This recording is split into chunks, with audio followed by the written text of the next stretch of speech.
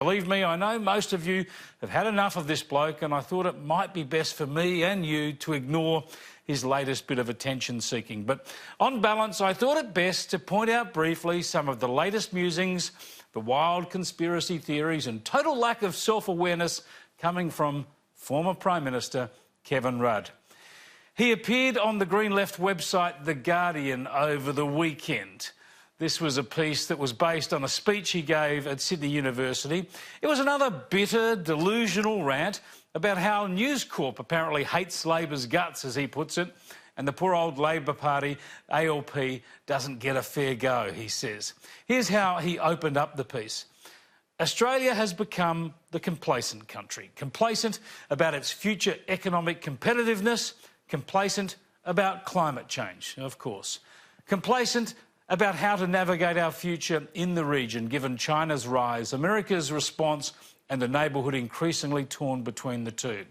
Complacent, too, about the gradual erosion of our democracy itself through a growing pay-for-play culture from financial donations to political parties, an increasing assault on the independence of the public service and the abuse of monopolistic media power.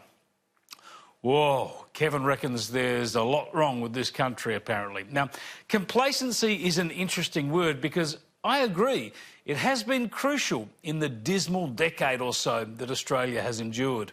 Mainstream Australian voters became comfortable, relaxed and prosperous under the Howard government and so became complacent enough to elect Kevin Rudd.